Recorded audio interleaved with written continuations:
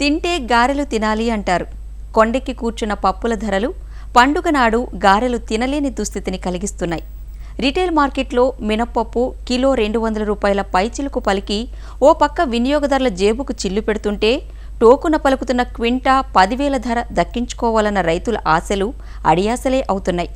కనీసం 4 క్వింటాలు పండినా చాలని ఎంతో ఆశపడి మినుము పెసర్లు వేస్తే కాపు దశకైనా రాకముందే పంటకు పల్లాకు తెగులు చేస్తున్న విలయతాండవం చూసి విలవిలలాడుతున్న దీనస్థితి రైతులది.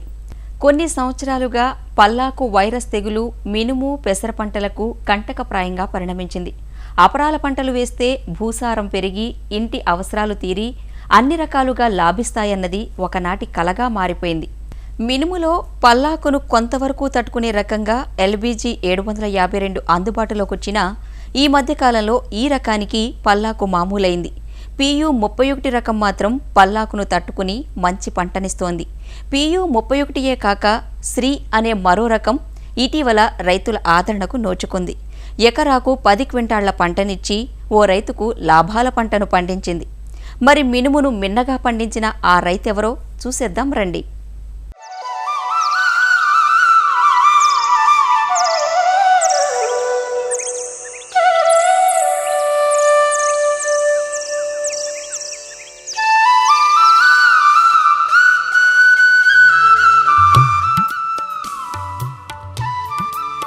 చెట్టు నిండా కాయలతో విరగ పండిన ఈ మినప చేను పశ్చిమ గోదావరి జిల్లా వెంకటరామన్నగూడెంలోనిది. 100 ఎకరాల వ్యవసాయం చేసే రైతు రాంబాబు ఈ మినువును పండించారు. రాంబాబు పచ్చరిటి, నిమ్మ, జామ, మొక్కజొన్న, వేరుశెనగ, బూడిద గుమ్మడి వంటి పంటలు సాగు చేస్తూ ఉంటారు. మినువుకు ఈ ఏడాది ధరలు బాగుండటంతో పల్లాకును తట్టుకునే రకాల గురించి వాకబు చేసి మొదటిసారిగా మినువులో PU31 శ్రీ రకాలను 30 ఎకరాల్లో సాగు చేశారు. నిమ్మ, జామ తోటల్లో అంతర పంటగా ఒక 26 ఎకరాల్లోనూ, ఏక పంటగా ఒక 3.5 ఎకరాల్లో సాగు చేశారు. 1 సంవత్సరం వయసు గల నిమ్మ తోటల్లో మినుము వేయక మునుపు వేరుశెనగ, బూడిద గుమ్మడిని వేసి వాటి నుంచి పంట తీసుకున్నాక ఈ మినుము వేశారు. PU31 శ్రీ 2 సాదా రకాలు.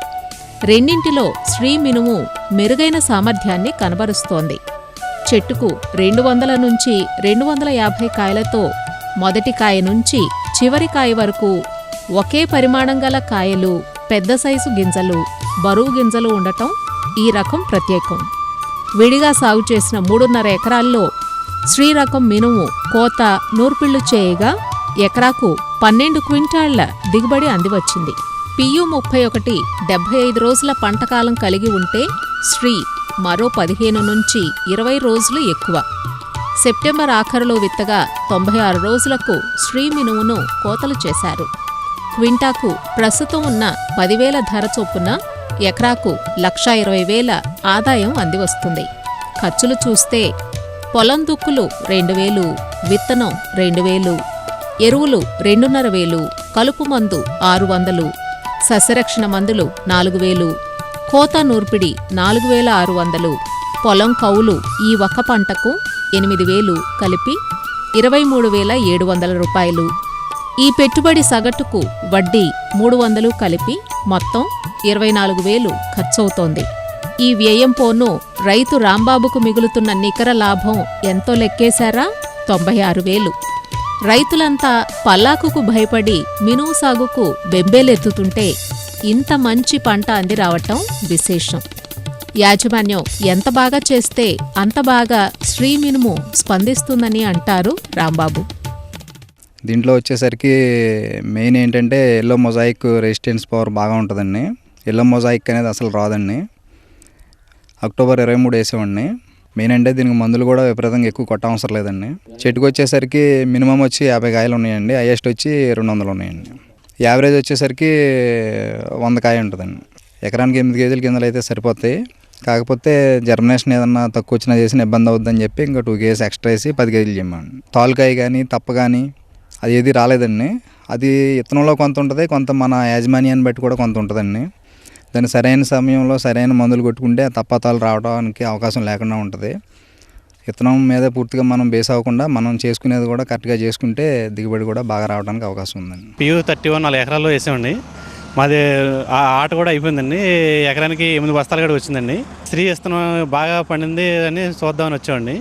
దగ్గర 15 బస్తాల దాకా అవ్వచ్చనే అంచనా ఉందండి. దీన్ని 5 బస్తాల డిఫరెన్స్ ఉంది. దాన్ని బట్టి మనకి ఆదాయం కూడా బాగుంటుంది. కాడ కూడా గట్టిగా కాండం గట్టిగా ఉండండి. ఇది తెగులు లేకుండా ఉంటుందండి. 31కి వైరస్ తెగులు ఎక్కువ ఉందండి. మొదలు సాగు కానీ కాడ చచ్చిపోతుందండి. అది దీన్ని తెగులేదు సార్, అంతా బాగానే ఉందండి. అందు గురించి దీన్ని వాడదామని చూస్తున్నామండి సార్. ఫస్ట్ నుంచి ఈ షేర్ని అబ్జర్వేషన్ చేశానండి. ఇప్పుడే 3 సార్లు వచ్చానండి. 3 సార్లు తర్వాత మామూలుగా ఈరోజు ఆడుతున్నారు, బాగానే ఉంది. మా దాని మీద డబుల్ అవుద్దని అనుకుంటున్నామండి. మాదేమో 8 కాడికి వస్తే ఇది 12 కాడికైనా వస్తుందండి. పొలాన్ని 2 సార్లు బాగా దుక్కి చేసి ఎకరాకు 10 కిలోల విత్తనాన్ని వెదజల్లారు. ఆఖరి దుక్కిలో 1 బస్తా DAP వేశారు. విత్తిన 25 రోజులకు ఇమజితాపేర్ అనే కలుపు మందును పిచికారీ చేశారు. కలుపు మందు పిచికారీ చేసిన 4 రోజులకు 3/19 సూక్ష్మధాతు మిశ్రమం కలిపి పిచికారీ చేశారు. ఆ తరువాత వారానికి 14, 35, 14 ఎరువును పైపాటుగా ఎకరాకు 25 కిలోల చొప్పున వేశారు. 45 రోజులకు మిను పూతకొచ్చింది. చీడపీడలు రాకుండా ముందు జాగ్రత్తగా సస్యరక్షణ చేపట్టారు. దీంతో మంచి పంట అందివచ్చింది. 96 నుంచి 100 రోజులకు మనుషులతో కోతలు చేయించి థ్రెషర్తో నూర్పిళ్లు చేయించారు. తాను సాగు చేసే వేరుశనగ, బూడిద గుమ్మడి వంటి ఇతర పంటలతో పోలిస్తే మినుము లాభాలను చవిచూపించిందంటారు రాంబాబు. మరి పంటలు పసిడిరాసులు కురిపించినప్పుడే కదా రైతుకి సిసలైన పండుగ.